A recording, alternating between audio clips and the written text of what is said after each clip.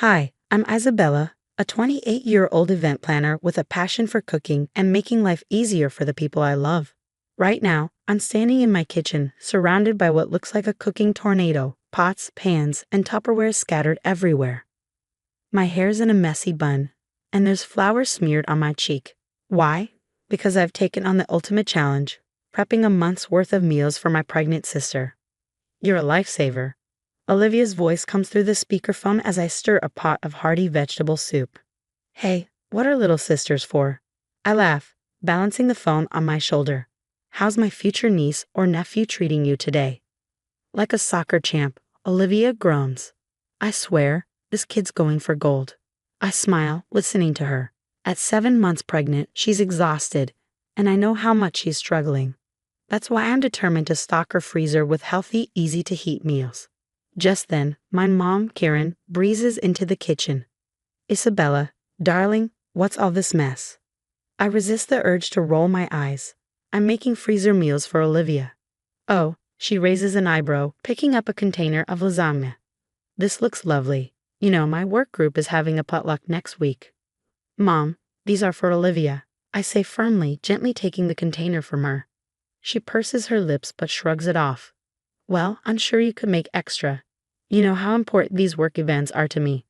As she sachets out, I share a knowing look with Olivia on the phone. We both know Mom's work events are just an excuse to show off and seek praise. Don't let her get to you, Olivia says softly. I won't, I promise, turning back to my cooking marathon. The weekend flies by in a blur of chopping, sauteing, and packaging. By Sunday evening, my chest freezer is packed with colorful meals, creamy chicken casseroles, veggie-packed quiches, hearty soups, and even some healthy desserts. Exhausted but proud, I collapse onto the couch and send a quick text to my boyfriend, Mark. Operation feed Olivia. Mission accomplished. His reply comes instantly. You're amazing, babe. Olivia's lucky to have you. I smile, feeling a warm glow of satisfaction. Sure, I'm tired, and my kitchen looks like a war zone, but knowing I've made my sister's life a little easier, totally worth it.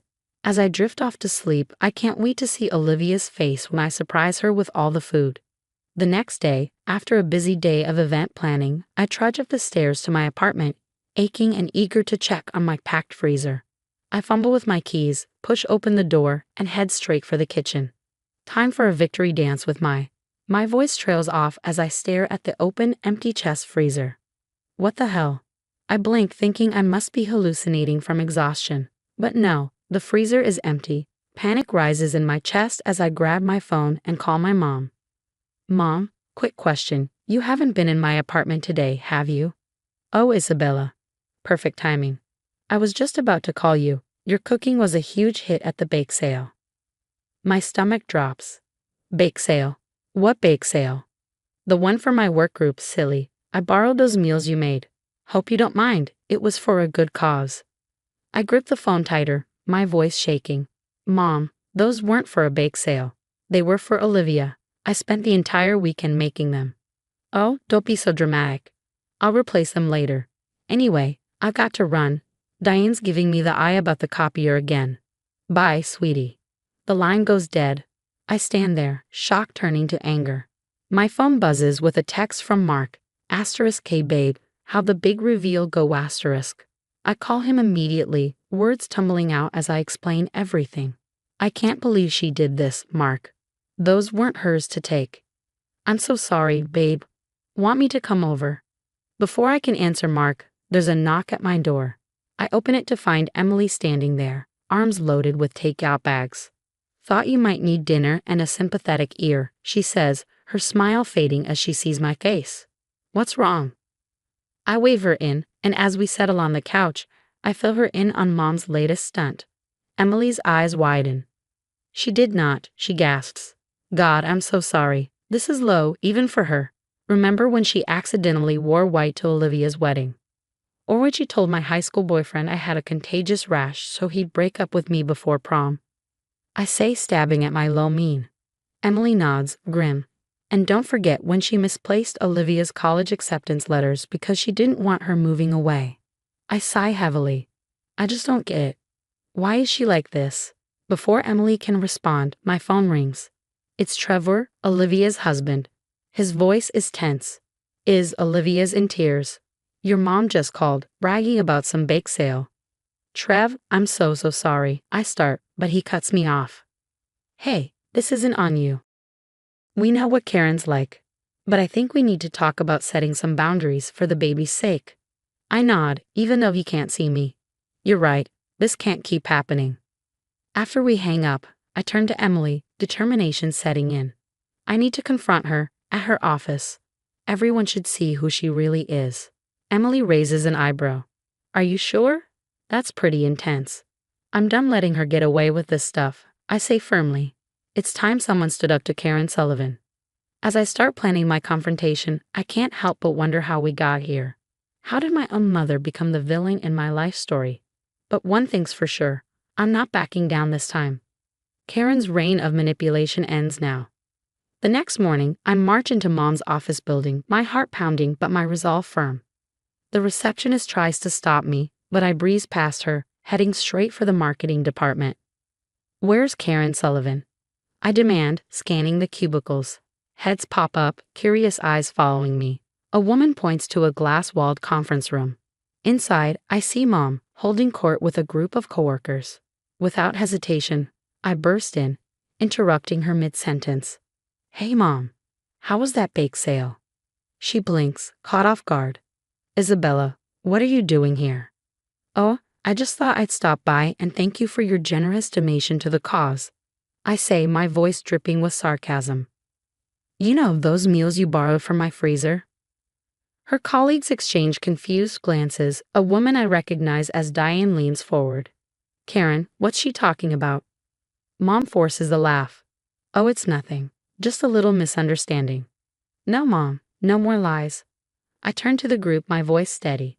Those meals weren't for any bake sale. I spent an entire weekend making them for my pregnant sister. Mom took them without asking and lied about it. The room erupts in shocked whispers. Mom's face turns red. Isabella, that's enough. You're making a scene. You made the scene when you stole from your own daughters. I snap back. Diane stands up, her expression hard. Karen, is this true? Mom sputters, trying to backpedal, but the damage is done. I can see the disbelief and disappointment on her coworkers' faces. As I leave, I overhear Diane saying, this explains a lot. Remember that client report that mysteriously changed last month? Back home, I call Olivia. Her voice is thick with tears. I can't believe she did this. I'm so sorry, Liv, I say. I confronted her at work. I couldn't let it slide this time. There's a pause, then I hear Trevor's voice in the background. It's Trevor. Listen, we've been talking, and we think it's best if we limit contact with your mom for a while. For Olivia's health and the baby's. I nod, even though they can't see me. I understand. I think that's wise. Later that evening, Mark and Emily come over. We're sprawled on my living room floor, surrounded by baby shower catalogs and Pinterest boards. Okay, so we've got the venue booked for next month, Emily says, checking her list. Mark, you're on decoration duty. He salutes playfully. Aye, Captain. I promise not to go overboard with the rubber ducks. I laugh, feeling a weight lift off my shoulders.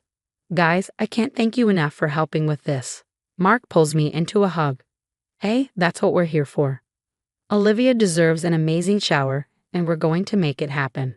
As we continue planning, my phone buzzes with a text from an unknown number. It's Diane from Mom's office. Internal investigation launched into Karen's past projects. Thought you should know. I show the message to Mark and Emily. Emily whistles low. Looks like karma's finally catching up to her. I nod, a mix of emotions swirling inside me. Part of me feels guilty for setting this in motion, but a stronger part of me feels relieved. Like maybe, finally, Mom will face the consequences of her actions. You did the right thing, Mark says softly, squeezing my hand. Sometimes love means standing up to the people who hurt us. I squeeze back, grateful for their support. As we dive back into planning the baby shower, I feel a glimmer of hope. Maybe out of all this mess, something beautiful can grow.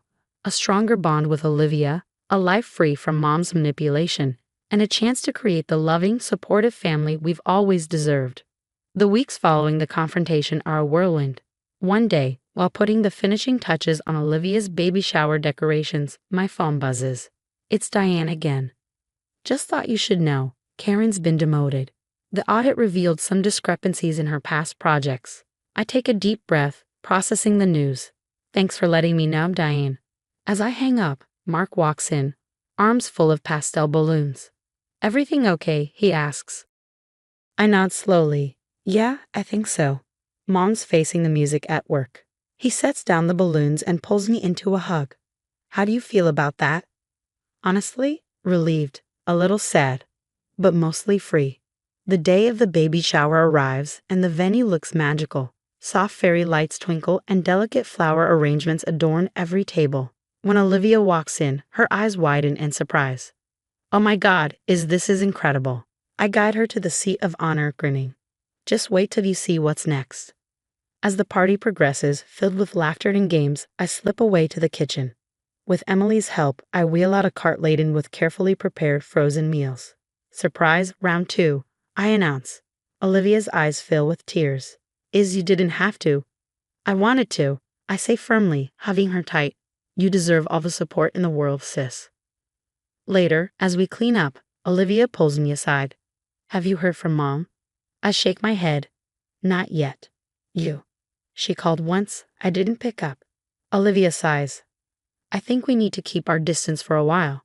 For the baby's sake, and our own. I nod, feeling a mix of sadness and resolve. I think you're right. Months pass, and I throw myself into my work, eventually landing a huge contract for a tech company's product launch. The day I sign the deal, I get another call. It's Trevor. It's time. We're heading to the hospital now. Hours later, I'm by Olivia's side, coaching her through contractions. You've got this, sis. You're doing amazing. With one final push, a cry fills the room. Olivia collapses back, exhausted but beaming. It's a girl, the doctor announces. As I cut the cord, overwhelmed with emotion, I can't help but think about Mom. She's missing this moment, this joy. But it's a consequence of her own actions. In the quiet of the recovery room, Olivia cradles her daughter. We're naming her Isabella, she says softly, her eyes filled with love. After the strongest, most loving person we know. I choke back tears, touched beyond words. Weeks later, I'm babysitting little Izzy while Olivia naps. My phone pings with a news alert. Mom's old company is announcing major restructuring after financial irregularities were discovered. I know without reading further that Mom is finally facing the full consequences of her actions. As I rock Izzy, humming softly, a realization washes over me. The family I always wanted, the love and support I craved. It's right here. Not in the twisted manipulations of our mother, but in the bonds we've chosen to nurture. Olivia pads into the room, smiling sleepily. How's my girl? Perfect, I say, passing Izzy to her. Both of them. As we sit together, cooing over the baby, a sense of peace settles over me. We've weathered the storm, exposed the toxicity that once plagued our lives, and in its place, we've built something beautiful. A family founded on love, trust, and unwavering support.